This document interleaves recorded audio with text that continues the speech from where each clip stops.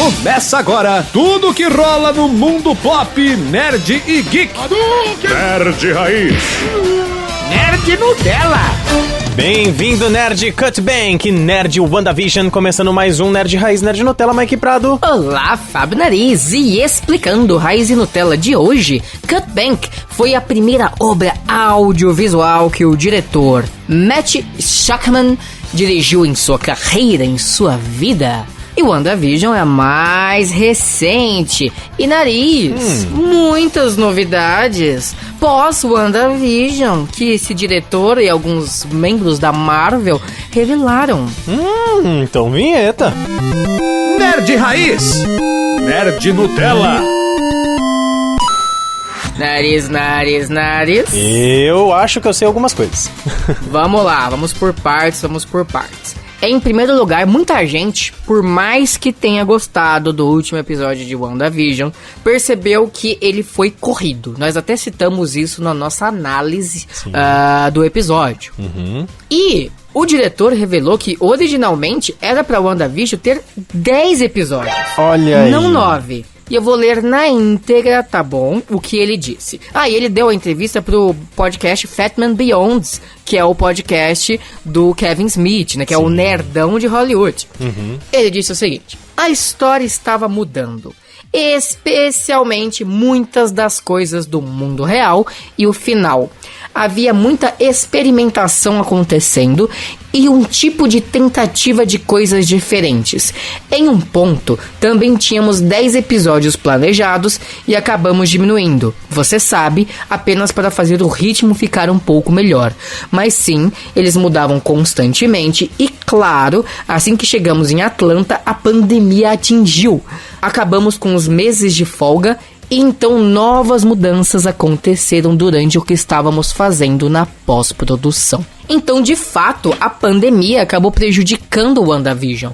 Eles tiveram que dar uma adaptada em algumas das ideias que eles tiveram para o seriado, porque eles tiveram menos tempo de produzi-lo. Sim, eu vi essa notícia. Inclusive, até personagens caíram. Exatamente. Vamos lá. Ele disse sobre personagens que caíram. Ele falou que, sabe, o engenheiro aeroespacial que a Mônica Rambeau iria encontrar? Eles falaram que realmente era alguém importante. Tipo, não era Reed Richards, como a galera especulou. Não era Reed Richards. Mas era alguém que faria jus a um mistério que a série criou ao redor, né, do que a Mônica Rambeau acabou citando. Mas no final das contas, por causa de todo o atraso da produção, eles tiveram que acabar fazendo uma solução simples. E acabou sendo uma militar aleatória. Sim. E ele comentou um pouco sobre as teorias das pessoas em relação ao seriado, né? Ele disse o seguinte: algumas referências são absolutamente intencionais, enquanto outras coisas, como apenas tentar esclarecer qual era o plano de Mônica em relação ao Rex com a engenheira aeroespacial, não são. Nunca foi nossa intenção ter referências ao Quarteto Fantástico. As teorias dos fãs são encantadoras e maravilhosas, mas então, de repente, todo mundo quer saber com quem Mônica irá encontrar lá. E eu sei que vai ser essa atriz maravilhosa como a Major Goodner, mas não vai ser Reed Richards. Realmente, a galera sonhou demais. Quando você espera o Reed Richards e vê um militar aleatório, você fica chateado. Sim. Mas assim, mano, as pessoas estavam querendo que a série entregasse todo o futuro do universo Marvel. Tudo num seriado de 6 horas. Aí também não dá, né? Tem que deixar um pouco de mistério pra outras coisas. Exatamente. E continuando, Nariz, olha só que interessante ele revelou. Uma das grandes críticas também ao final foi a participação da Mônica, da Darcy, do próprio Mercúrio, né? Que a gente descobriu que é o Ralph Bonner, o Ralph meia bomba. E eles, de fato, teriam uma participação maior no seriado. Inclusive, eles teriam uma cena de ação que foi gravada, foi montada, só que eles não tiveram tempo de finalizar os efeitos visuais. Aí, por causa disso, eles tiveram que cortá-la.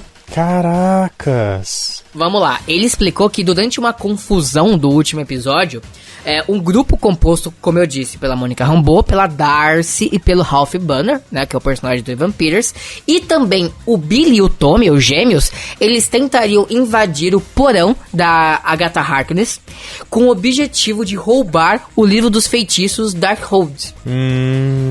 E ele confirmou que durante essa trama paralela, seria revelado que o coelho Scratch, que é o coelho da Agatha, era na verdade um demônio. Não Mephisto, mas um demônio aleatório. E que o coelho se transformaria nesse demônio.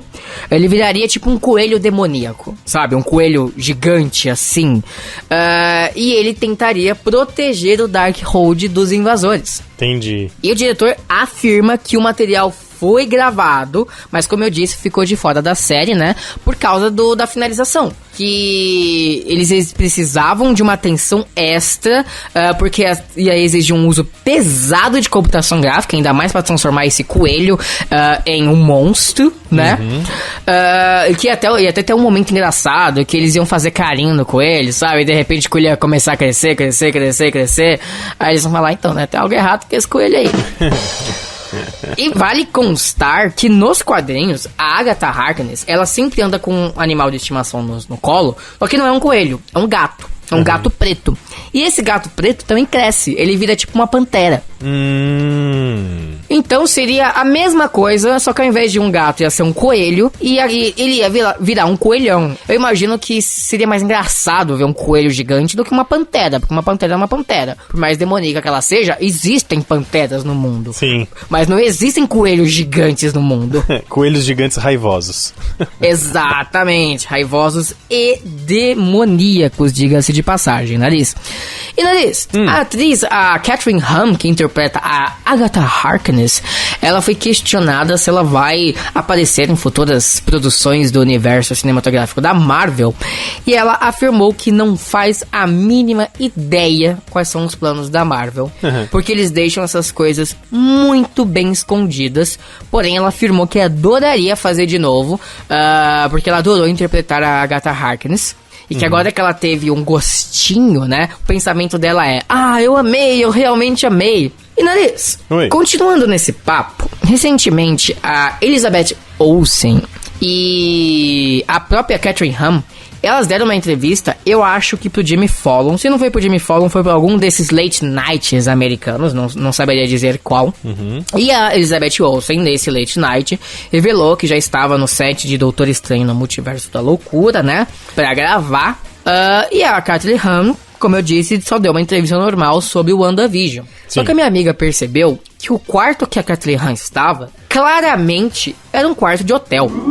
E ela tá especulando, a especulação da minha amiga, que não faz sentido ela estar em um hotel, sendo que a Elizabeth Olsen também estava em um hotel, e a Elizabeth Olsen não mostrou o quarto, ela ficou de frente a uma parede branca, ela fez questão de esconder o quarto, e ela está teorizando que provavelmente Agatha Harkness estará também em Doutor Estranho no Multiverso da Loucura. Faz sentido. E sabe o que faz sentido também? Uma coisa que eu ia comentar no nosso podcast, mas eu esqueci, eu tô há 2 edições querendo comentar isso, mas agora que eu lembrei, eu não li em lugar nenhum, mas eu tenho certeza que alguém provavelmente deve ter especulado isso. Você lembra como que o Barão Mordo termina o primeiro filme do Doutor Estranho? Lembro, ele vai atrás de um outro cara que também, né, foi lá e adquiriu os poderes e tal, e ele suga ao lado místico desse cara e ele fica todo atrofiado de novo, então ele tira o poder do mago do cara.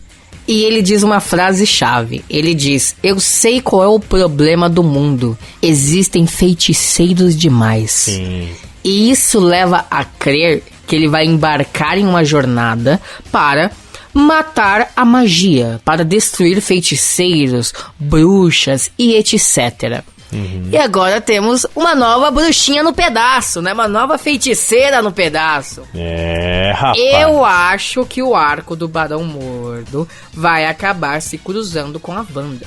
Que talvez seja assim que, de repente, o Doutor Estranho descubra sobre a Feiticeira Escarlate. Por que não? O Barão Mordo vai atrás da Wanda para matá-la. Porque é ela é mais uma feiticeira que está abusando de seu poder. E lembrando que no arco dele, ele só faz isso, ele só quer matar os feiticeiros, porque ele percebe que muitos feiticeiros e feiticeiras estão abusando do poder. E aí ele não concorda com isso. Ele concorda com o uso da magia de uma forma justa, de uma forma coerente, não de uma forma que vá além das leis naturais, de acordo com as suas próprias palavras. Sim. Tanto que o que faz ele mudar de lado é quando ele descobre que a anciã, que é uma mulher que ele respeitava, uma mulher que ele idolatrava, extraía poder da dimensão negra. Por isso que ela tinha centenas de anos e não envelhecia. E por isso que ela era tão poderosa. Depois o Doutor Estranho usa o poder da Joia do Tempo, que é algo proibido também no mundo mágico. E aí ele percebe que os magos, os feiticeiros, as bruxas e etc. não têm respeito pelas regras e pela ordem. E ele decide, fazer todos os magos e feiticeiros pagarem por isso. Exato. Então, eu tenho quase certeza que essa trama do Barão Mordo vai acabar se cruzando com o arco da Feiticeira Escarlate de alguma forma. E eu espero que aconteça, porque ele foi um bom ator, ele interpretou ele muito bem. Tudo indicava que o Mordo poderia ficar meio apagado nessa continuação, por causa do escopo que ela prometia ter. Mas pensando por esse lado, não. Pelo visto, ele pode ter uma grande função. Agora é aguardar pra ver o que vai vir nesse Doutor Estranho e no multiverso da loucura, que vai ser uma loucura mesmo esse filme. Bom, depois de tudo isso, a gente traz as manchetes do dia. Fotos e vídeos do set de gravação de Thor Love and Thunder sugerem como a personagem Jane Foster se transformará na poderosa Thor.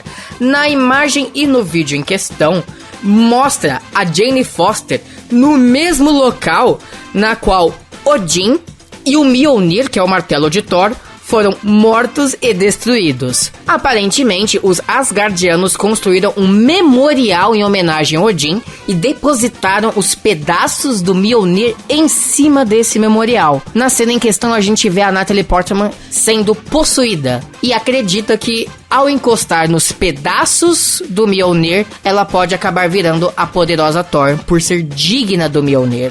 O ator Pablo Schreiber, escolhido para interpretar o protagonista Master Chief na série de TV que adapta o game Halo, disse que não vai tentar imitar a voz clássica do personagem e que fará sua própria versão. A série será lançada pelo serviço de streaming Paramount+.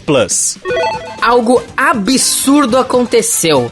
Mais de 1 hora do Snyder Cut vazou dentro do HBO Max. As pessoas clicavam para assistir o filme Tom e Jerry, mas ao invés de ver Tom e Jerry, eles tinham acesso a pouco mais de 1 hora da Liga da Justiça do Zack Snyder. Isso permaneceu durante 1 hora inteira e aí sim o HBO Max retirou o Tom e Jerry e colocou o filme de fato. A diretora Maggie Kiley dirigirá o episódio piloto da série As Meninas Superpoderosas para o canal CW. Anteriormente, a cineasta dirigiu episódios de Riverdale e Cat King, também do canal CW, bem como de O Mundo Sombrio de Sabrina da Netflix. Xbox fará apresentação dedicada a Bethesda nos próximos dias. Top Gun Maverick sofre novo adiamento no Brasil. Agora ele deve chegar aos cinemas em 22 de julho, e não em 2 de julho como previsto anteriormente. Produção do novo filme da franquia Uma Noite Alucinante, que também tem o nome A Morte do Demônio aqui no Brasil, porém é mais conhecido pelo nome Evil Dead, deve começar este ano, diz o protagonista Bruce Campbell. E o filme, relembrando, tem o nome de Evil Dead Rise. Quem irá dirigir o filme é o diretor Lee Cronin, porém Sam Raimi, que é o criador da franquia, e o próprio Bruce Campbell estão confirmados como produtores. Paul Bettany diz que aceitaria interpretar Visão para sempre. Muito bem, depois dessas manchetes a gente encerra mais um Nerd Raiz Nerd Nutella. Quero sempre te lembrar, segue a gente na Aurelo, no Spotify, no YouTube, pra não perder nenhum episódio aqui do Nerd Raiz Nerd Nutella. Ou claro, na sua plataforma de podcast preferido, mas siga o Nerd Raiz Nerd Nutella, tá certo? Lembrando também que você pode seguir a gente no Instagram, @Nerd Raiz Nerd Nutella. Lá tem a publicação de todos os podcasts, tem várias brincadeiras, brincadeiras, quiz, curiosidades, muita coisa boa que a gente sempre coloca por lá. Inclusive, tudo que você já perdeu, você confere nos destaques do Nerd Raiz Nerd Nutella no Instagram, @Nerd Raiz Nerd Nutella. Segue a gente, porque lá você pode tirar suas dúvidas, mandar sugestões e muito mais, falar com a gente também, inclusive nas nossas redes pessoais, né, Mike? Exatamente, e você me encontra no perfil @mlegobrado, tanto no Instagram como no Twitter. E o meu @FabioNariz87 no Instagram e FabioNariz no Twitter. Muito obrigado mais uma vez pelo download. Indique o Nerd Raiz Nerd Nutella para as pessoas que gostam desse assunto que você conhece. Assim, você tem mais alguém para debater várias coisas aqui que a gente traz no Nerd Raiz Nerd Nutella, tá bom? E lembre-se, não se esqueça, quando você menos esperar no seu feed, tem mais um Nerd Raiz Nerd Nutella. Você ouviu Nerd Raiz Nerd Nutella. Roteiro Mike Prado, esta fera. Edição Fábio Nariz, galera.